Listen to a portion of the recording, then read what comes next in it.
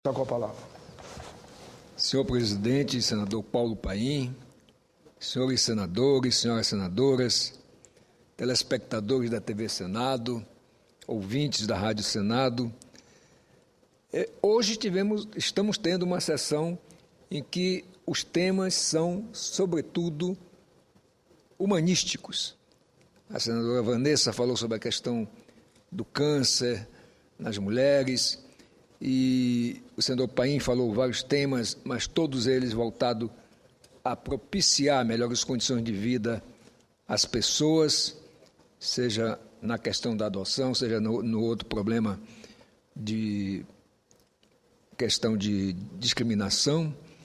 E eu quero abordar hoje um tema que diria que tenho até a obrigação de abordar, porque vou tratar da questão da distribuição dos médicos no Brasil.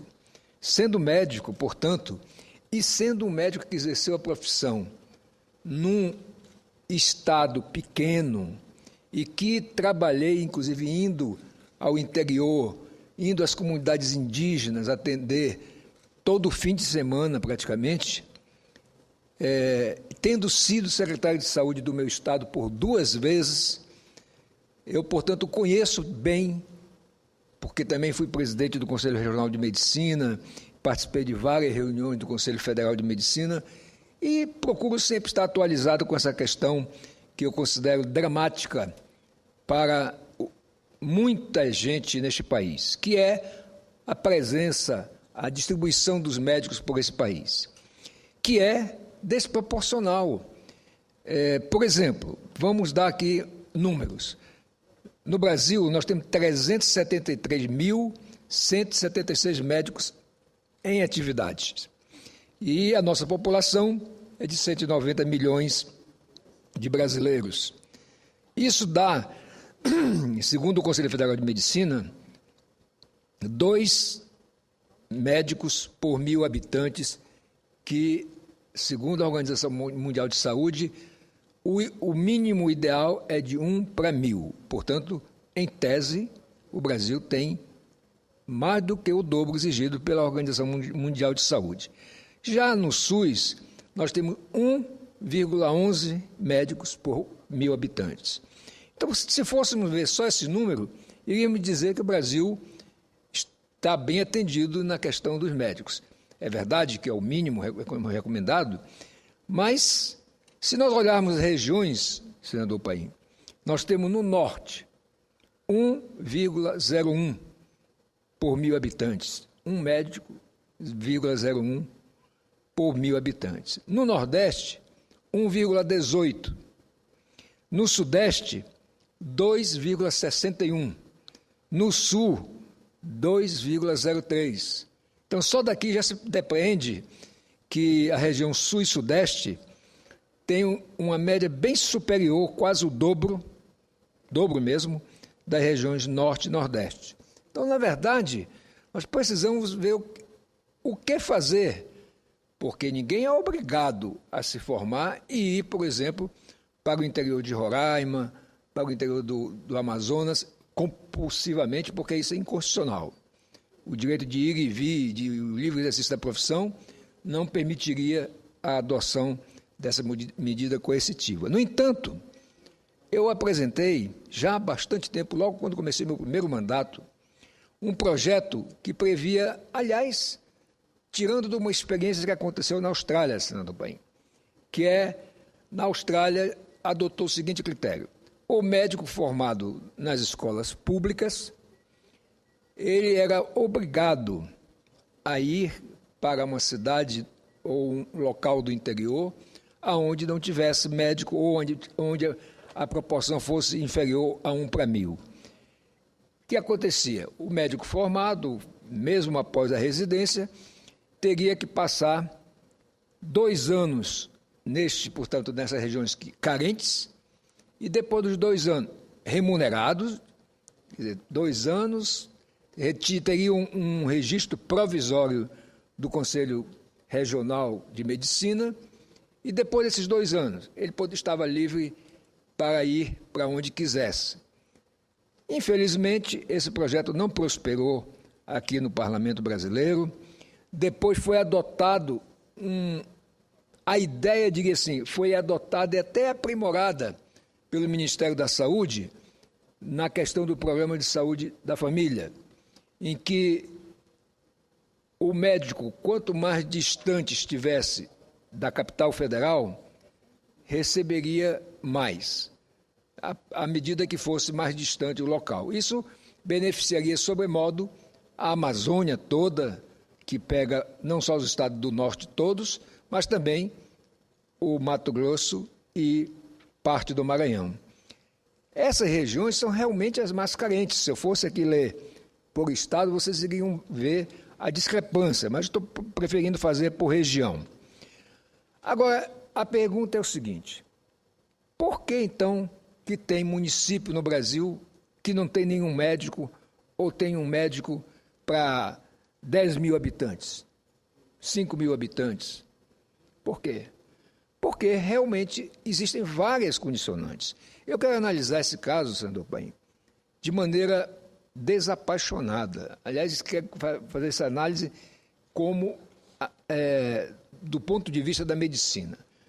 Um remédio tem que ter a dose certa e adaptada a cada região. Então, não se pode pensar, por exemplo, numa solução única para esse problema, como, por exemplo, vamos importar 6 mil médicos de Cuba. Por quê? Eu não tenho lá minhas simpatias pelo regime cubano, regime de governo, mas tenho que aqui dar um testemunho, por exemplo, no meu estado, como foi importante fazermos um convênio com o governo de Cuba para levar médicos para os municípios do interior e eles revalidaram os seus diplomas. Como foi importante também para a nossa Universidade Federal de Roraima, que eu tenho a honra de ter sido autor da lei que propiciou a criação dessa universidade, nós resolvemos implantar um curso de medicina, uma ousadia, poderíamos dizer assim, tanto que foi uma batalha árdua no Conselho Nacional de Saúde, porque, por exemplo, a Federação dos Médicos achava que não tinha sentido criar um curso de medicina num estado tão pequeno quanto Roraima. E eu estava nesse período sem mandato, era do Conselho Universitário da universidade, e fui convencendo de um a um. Na primeira reunião, só a doutora Zilda Arnes, da Pastoral da Criança já falecida, foi que encampou a ideia, porque ela conhecia o problema realmente desse trabalho com as crianças na questão da saúde, e depois fui convencendo, mostrando que era possível sim, que não havia nenhum dispositivo legal dizendo que um estado tinha que ter tantos mil habitantes para ter um curso de medicina. O problema era como fazer. Aí passei a ter o apoio do representante do Conselho Nacional dos Secretários Municipais de Saúde, que disse, inclusive, uma coisa, que ele se formou na Unicamp. Na época que ele estudou, lá ele disse assim, as vias dentro da universidade eram todas sem asfalto, sem calçamento, portanto, poeira permanente. As carteiras viviam cheias de poeira, então era um negócio problemático. E ele disse, nem por isso deixamos de ter um bom curso de medicina. E quem é que discute hoje a qualidade da Unicamp? Ao contrário, é uma das referências nacionais de bom curso de medicina. Pois bem, como foi que nós conseguimos, depois de aprovado no Conselho Nacional de Saúde, implantar o curso lá em Roraima? Fazendo um convênio com a Universidade de Matanzas, lá em Cuba, que enviaram professores das matérias básicas do curso do primeiro ano de medicina, e enviaram o quê? Doutores, ou, no mínimo, mestres, que deram as aulas de anatomia, de citologia, de histologia, que são aquelas matérias básicas do curso do primeiro ano de medicina. Então, a partir daí, até mesmo no segundo ano, nós tivemos a presença desses médicos cubanos. Abrimos concurso depois, conseguimos que vários médicos até de outras regiões, aliás, quase todos de outra região, fizessem concurso, e hoje o nosso curso, que já formou mais ou menos umas 10 turmas de profissionais, todos eles que saíram de lá para fazer uma residência foram aprovados em boas colocações. A avaliação do curso de medicina lá de Roraima, hoje pelo MEC, é muito boa. Está entre os melhores do Brasil. Por quê? Porque tivemos a coragem de ousar. E começando aqui, quero fazer registro com médicos cubanos, professores cubanos. Então, não é um problema contra os médicos cubanos. É um problema, o que eu quero dizer é que tem que ser analisado. Que a profissão, que realmente a população precisa de mais médicos, isso é verdade. Porém, repito, é preciso discutir essa questão com bastante clareza, porque também, não quero dizer, e já dei aqui o exemplo do meu estado, como o Tocantins também teve convênios com Cuba para levar os médicos cubanos para o interior, eu quero dizer que não tenho essa opinião formada contra trazer médicos estrangeiros. Aliás, nós temos médicos brasileiros na Inglaterra, nos Estados Unidos, e que todos eles foram para lá, fizeram a prova de revalidação do seu curso e estão exercendo a profissão. Então, não é possível nivelar por baixo a questão do médico que venha de qualquer lugar, seja de Cuba, da Espanha, de Portugal. Entendo que o Brasil tem que ter uma norma clara, não excludente, porque se colocar também empecilhos terríveis, aí realmente você não vai sanar. Mas por que também não há um incentivo ao médico que se forma no Brasil a ir para esses municípios que não tem médico ou tem pouco médico? Aliás, esse meu projeto falava só da obrigatoriedade do médico formado em escolas públicas de medicina fossem ficar pelo menos 2 anos em municípios onde havia carência de médicos. Mas o Ministério da Saúde, ele já disse aqui, botou em prática, pelo menos com relação ao programa de saúde da família, uma coisa muito importante, que é, quanto mais distante de Brasília o médico estiver, recebe mais. E, inclusive, também contando pontos para a prova dele de residência, se ele sair da faculdade e for para o interior. Então, é muito importante que nós tenhamos aqui um debate bem claro, busquemos um consenso, a dosagem certa para que, de fato, nós possamos ter toda a população brasileira, porque se, por um lado, se concentra no sul e sudeste a maioria dos médicos, e mesmo no norte e nordeste, que tem carência, a maioria estão nas capitais. Estão nas capitais ou nas cidades de porte médio, porque realmente não vão para municípios, às vezes, onde ou não tem um hospital, ou tem um hospital que não tem condições de ele exercer adequadamente a profissão. Então, é preciso que nós tenhamos um debate claro, procuremos sentar à mesa os representantes da categoria, o Sindicato dos Médicos, a Federação dos Médicos, a Associação Médica Brasileira, o Conselho Federal de Medicina e outros atores envolvidos, para que a gente encontre, de fato, uma medida que, eu diria assim, não é emergencial, não pode ser tratada emergencialmente. É urgente, mas não é emergencial. Então, portanto, acho que tem que se buscar, repito, a dose certa para esse problema e de maneira que, inclusive, possa fazer estímulo para que o médico que se forma... Olha, por exemplo, eu me formei em Belém. Fui secretário de saúde a primeira vez no meu estado, liguei para os meus colegas, porque lá nós não tínhamos anestesista, não tínhamos pediatra, não tínhamos traumatologista, e consegui levar um de cada dessas especialidades. Insisti para levar outros. E o que eles diziam? Colegas que se formaram em Belém, na região norte. Diziam assim, quanto é que paga aí? Eu digo, e quanto é que você está recebendo aí em Belém? Ele dizia, X. Eu digo, pois é, aqui pagamos 2X. E ainda o governo dá casa mobiliada para você morar. Você não vai pagar aluguel, nem nada. Porque me respondia, senador Wellington, alguns deles me responderam, não, eu prefiro ganhar metade aqui no asfalto do que ganhar o dobro no mato.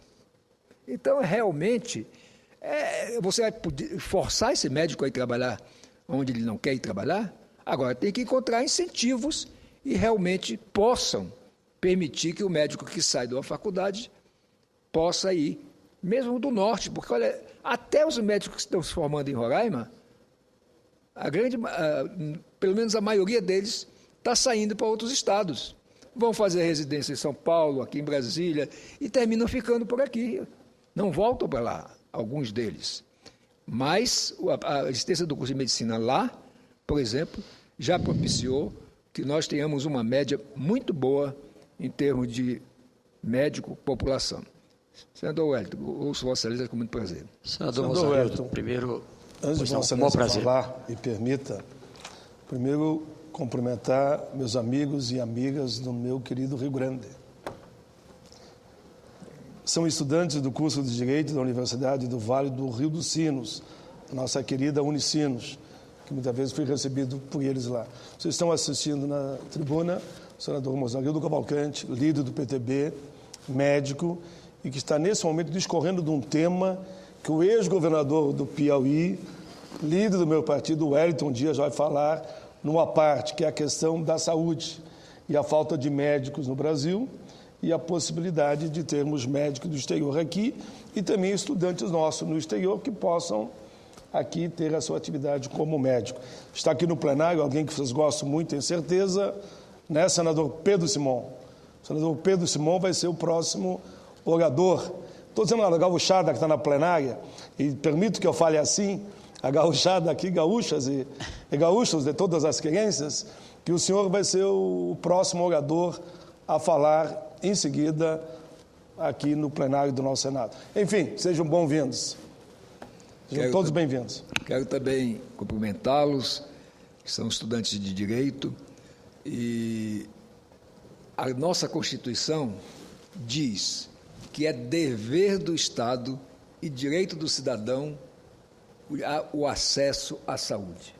Portanto, o governo brasileiro está descumprindo isso há muito tempo ao não botar em prática esse dispositivo constitucional.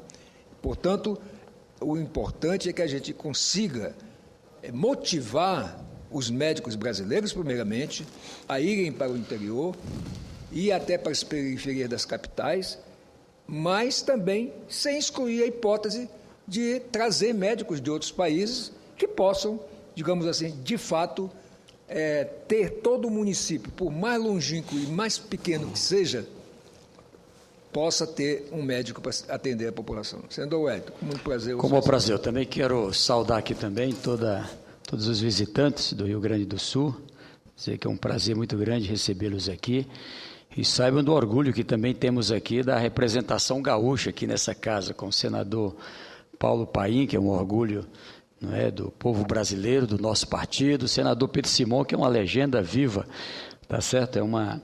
É um homem que todo o Brasil admira, a senadora Ana Amélia, que não está aqui também, mas que temos também a mesma admiração. Então, bem-vindos. Mas, senador Mozarildo, veja, eu acho importante esse debate, e hoje, para que todos saibam aqui também, é uma sessão apenas de debate, não é deliberativa, por isso que normalmente fica mais esvaziada.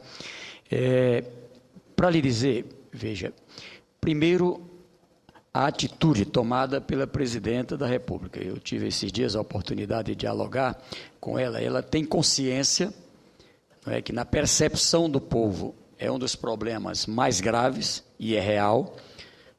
Tem problema na visão, não é, que ela tem, ela como presidenta tem bem mais informação e bem mais dados, não é, do que qualquer um de nós individualmente, e é por isso que é importante o depoimento de Vossa Excelência, pela experiência como médico, pela experiência de estar nas entranhas do Brasil, desde as tribos indígenas até cidades maiores, como Belém e agora no estado que Vossa Excelência representa.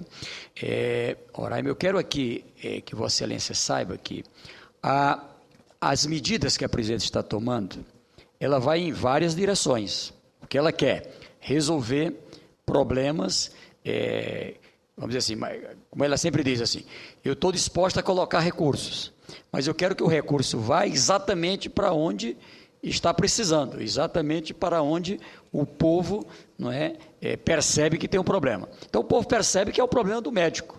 O que é que ela está fazendo? Descentralizando formação. O meu estado, por exemplo, o Piauí só tinha Parnaíba. Aliás, só tinha Teresina, melhor dizendo. Ampliou Teresina, tem agora ensino superior, tanto pela federal como uma faculdade em Parnaíba, que deve estar fazendo o primeiro vestibular agora, e a outra no início do próximo ano. E vai ter na região de Picos, no sul, Picos do Piauí. Então, a ideia é descentralizar em cada estado essa formação. Junto com isso, residência médica. Ou seja, nós estamos precisando de especialistas, de pediatra. Ontem eu vi num debate aqui algo que eu mesmo não tinha atentado. O pediatra, por exemplo, por que falta? Porque o pediatra é uma profissão que muitas vezes é a consulta, é o retorno, e as tabelas do SUS, aí eu devo dizer aqui, é uma vergonha o que paga por consulta, para dar um exemplo, e por essa razão o pediatra termina indo para outros caminhos. Então, há a necessidade de resolver situações como essa. Do outro lado, abrir com prioridade para o médico brasileiro. Abrir com prioridade para o médico brasileiro, em dois caminhos. De um lado, permitindo as condições, inclusive de apoio financeiro durante o estudo, com uma contrapartida após a formação, onde o Brasil precisa. Segundo, nas vagas ofertadas, primeiro o brasileiro, brasileiros e brasileiras. Tem vaga de médico, 5 mil médicos no Brasil. Primeiro os brasileiros. Não preencheram essas vagas, ficaram municípios descobertos, aí é que vem a necessidade, e nós não podemos ter preconceito contra isso. Ora, se tem uma cidade brasileira, e o meu estado, senador, tem algo em torno de, são 224 municípios, nós temos 120 municípios que ainda não têm um médico residente. Então, é algo, municípios que têm 10 mil habitantes e tem um médico, tem 2, então há necessidade real de dar soluções a problemas concretos como esse. Agora, o médico estrangeiro que vier, ele vem direcionado, como diz aqui outro dia o senador Eduardo Braga, é para receber um CRM para aquele município. Ele não vai poder ser colocado para trabalhar no município de Morro Cabeça no Tempo, no Piauí, que está precisando, e pegar, após o contrato, querer ir lá para Teresina, na capital, onde até que é bem servida de profissionais. E ampliar nas especialidades, que o problema maior é na área da média complexidade, especialmente. É nessa parte aí que nós vamos precisar cuidar. Então, eu quero aqui louvar Vossa Excelência com essa fala lúcida, e é importante pela sua experiência, e nós temos que preservar aqui, primeiro, médicos e médicas brasileiros, tá certo? Do outro lado, não deixar de ter a coragem, nos somarmos a essa coragem da presidente. Há necessidade de contratar, inclusive, complementando com o médico de outros países, sim. E aí, para dizer aqui, para tirar da frente uma mentira que muitas vezes se espalha, não se tratam só de médicos cubanos, mas é preciso não ter o preconceito também contra os médicos cubanos. Espanhóis, chilenos, argentinos, enfim, de qualquer lugar, de preferência de língua portuguesa e espanhola, porque é mais fácil, não é, de lidar o dia a dia com o nosso povo. Então, quero parabenizar Vossa Excelência e me somar aqui na defesa que faz. Muito obrigado. Antes de responder a parte de Vossa Excelência, eu quero registrar que se encontra na tribuna de honra o ex-deputado e ex-vice-governador do meu estado de Roraima, Salomão Cruz, que honra muito a nós nessa sessão. Mas, senador Wellington, eu quero dizer a Vossa Excelência, eu falei no início do meu pronunciamento, dei o exemplo de Roraima, tanto em trazer médicos para o governo e serem distribuídos no interior. Por sinal, um deles, já naturalizado brasileiro, hoje é prefeito de um município. Senador Mozarino, me desculpe, mas se o senador Simão não olhar para lá e não abandonar, eles não vão embora. Agora sim.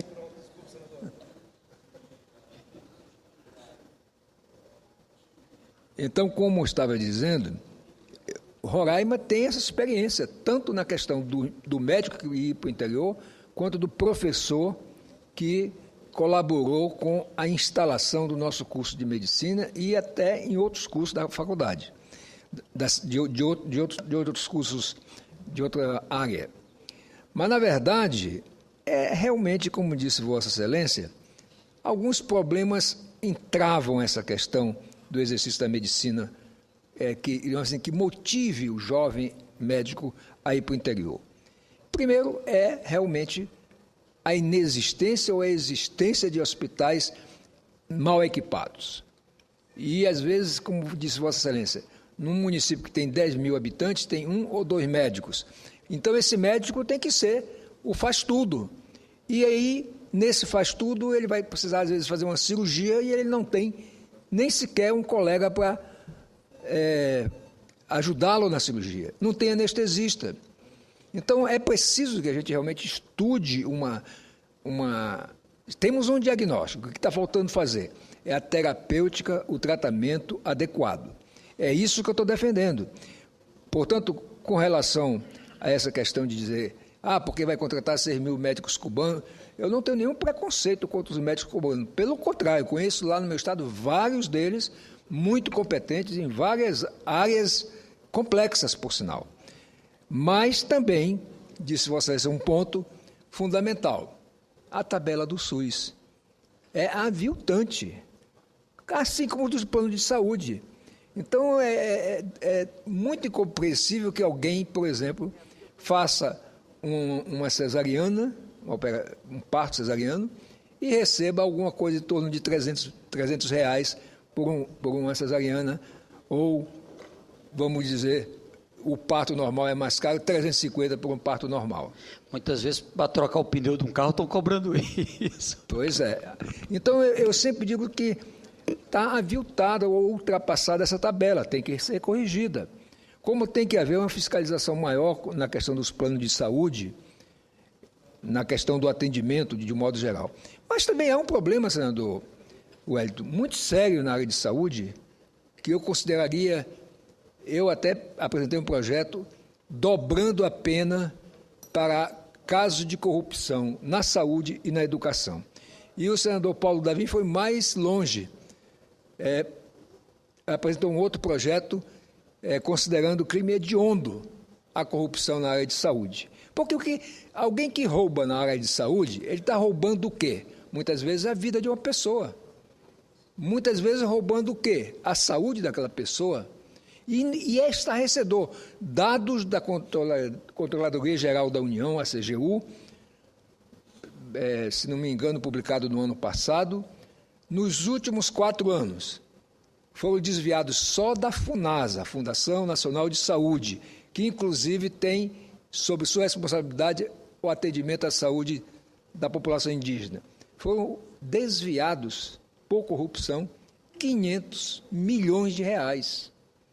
Então, isso aí é inaceitável. Isso acontece na maioria dos hospitais públicos. No meu estado, que é pequenininho lá, há uma operação recente da Polícia Federal, constatou um mecanismo de corrupção na compra de remédios e acessórios hospitalares. O que acontecia? Um grupo de empresários, lógico, mancomunados com os funcionários de hospitais, faziam sempre assim. Pediam 1, 2, 3 remédios em caráter de emergência, porque estava faltando na rede ou estavam extinguindo o estoque. Olha o que fazia, senador Paim. Contactavam com empresas de distribuidores de outros estados, compravam medicamentos com prazo de 1, 2 meses para vencer, portanto, compravam lá embaixo, pela metade do preço, digamos, normal até, e chegava o remédio lá, já expirando, 1 mês, 2 meses depois, tudo era descartado e, de novo, outra compra dispensando licitação porque era emergência. Então, nessa brincadeira, só o que foi possível detectar foram 30 milhões de reais.